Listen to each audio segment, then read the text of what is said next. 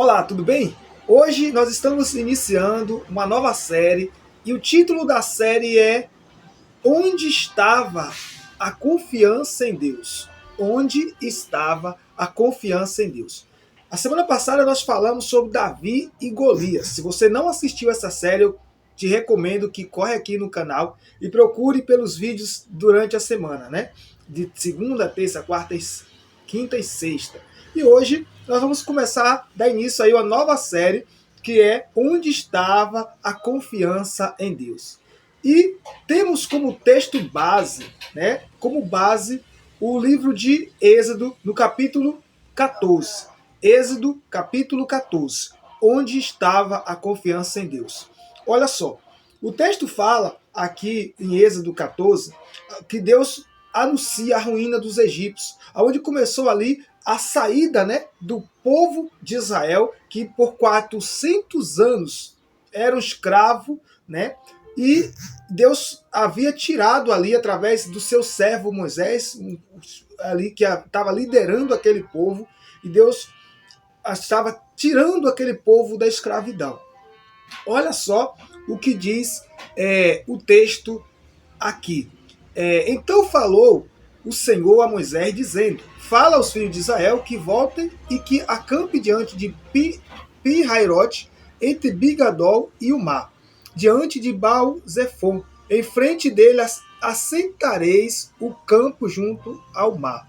Então Faraó dirá dos filhos de Israel: Estão embaraçados na terra, o deserto os encerrou.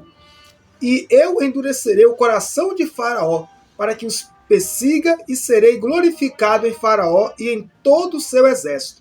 E saberão os egípcios que eu sou o Senhor, e eles fizeram assim.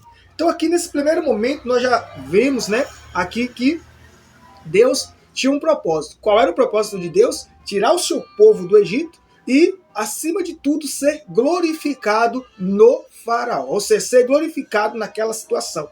Então eu aprendo que o problema que você está vivenciando hoje é Deus, sim, quer te tirar dessa situação, mas ele tem um plano, ele tem um propósito de glorificar o nome dele. Então não basta apenas sair da situação, Deus tem que ser glorificado.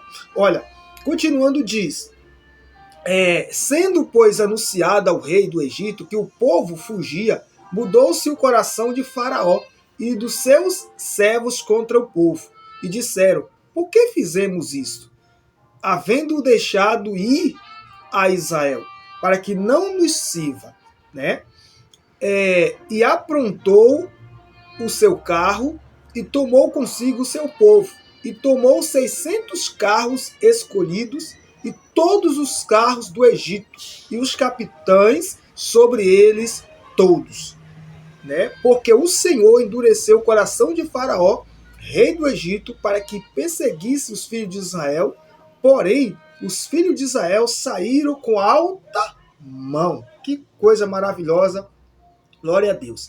Então aquele povo que por 400 anos era um escravo, ali amassando barro, fazendo a vontade dos egípcios, enriquecendo os egípcios, né? Ali trabalhando como escravo para os egípcios, a Bíblia diz que agora estava se libertando, estava respirando liberdade.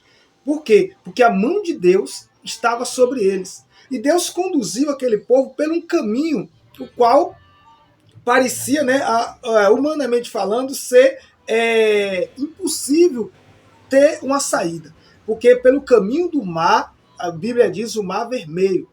Mas quando o povo saiu, o texto está dizendo que Faraó falou: peraí, o que a gente acabou de fazer? Deixar os egípcios ir embora. Vamos todos agora, vamos atrás dele novamente. E a própria palavra de Deus diz que era Deus que havia endurecido o coração de Faraó para que ele pudesse perseguir os egípcios, porque Deus tinha um plano de ser glorificado no problema, né?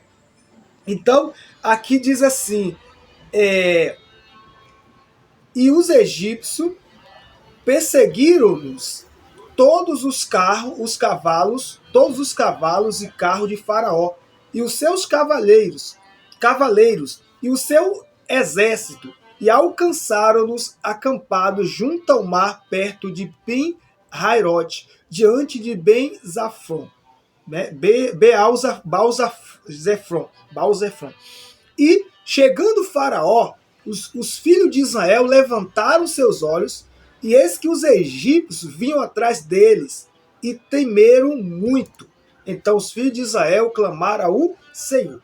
Então, aqui, com tudo aquilo que a Bíblia diz que Deus já havia feito lá no Egito, você já conhece a história, o ênfase aqui não é esse, mas o ênfase aqui é para a gente entender, né, que quando, mesmo conhecendo o que Deus era capaz de fazer, o que Deus tinha feito com as 10 pragas lá do Egito, e a maneira como eles estavam saindo do Egito, com a Bíblia diz, com mão forte, com braço forte, com mão poderosa ali, a mão de Deus.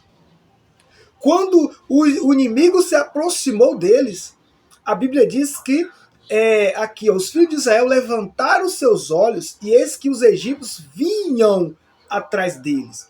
Olha que revelação poderosa. O inimigo não estava na frente, o inimigo estava atrás. Mas a Bíblia diz que quando eles levantaram os olhos, que viram os egípcios atrás deles, diz o texto aqui, e temeram muito. Quer dizer, tiveram muito medo.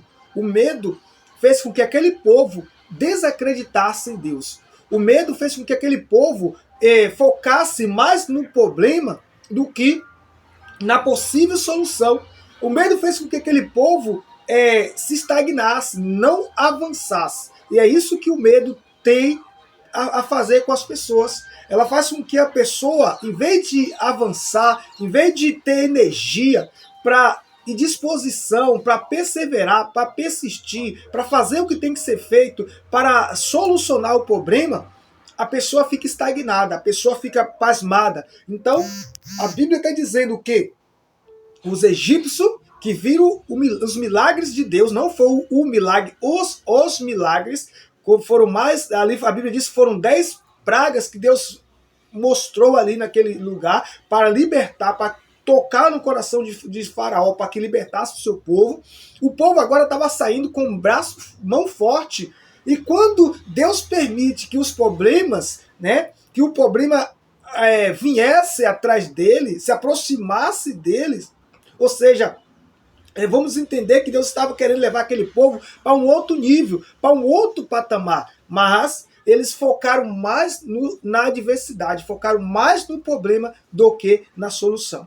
Então o problema ele não é para te destruir, ele não vem para te matar, para fazer você destruir você. Pelo contrário, é uma avaliação da tua fé, é uma experiência de vida que você vai ter, e se você for sair vitorioso daquela situação, você vai para um outro nível, para um outro patamar. Então entenda que não basta apenas você vencer um problema e que tudo está mudado. Não, as coisas vão continuar assim. Jesus disse, no mundo tereis aflições. Você vai ter um problema hoje, vai vencer, você vai encontrar outro lá na frente, vai vencer também. Na medida que você vai vencendo, você vai escalando, né, ali o patamar, ou a escada, o degrau do sucesso. Mas é preciso, aumentando talvez a sua fé, vai crescendo de fé em fé, como diz a Bíblia. Então, ele diz aqui, e temeram muito. Então os filhos de Israel clamaram ao Senhor. Né? Clamaram ao Senhor. Então está aqui um segredo. Nesse caso aqui, eles fizeram o que tinha que ser feito. Apesar de ter medo, apesar de ficar apavorado, o medo, ele é normal. Medo é normal. Só que você não pode deixar o medo tomar conta de você. O medo te impossibilitar de agir. O medo te impossibilitar de ter atitude, de fazer o que tem que ser feito. Você sabe o que tem que ser feito para mudar a situação, você tem que sair do lugar, mas às vezes você fica acomodado, porque o medo paralisa as pessoas.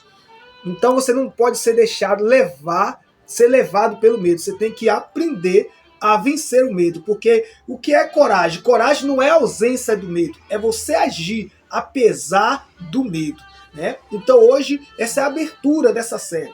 Amanhã nós vamos dar continuidade a esse texto aqui, e nós vamos entendendo aqui alguns insights, algumas lições poderosíssima para nossas vidas, para que a gente possa aplicar nessa série aqui. Que Deus abençoe. Até o próximo vídeo.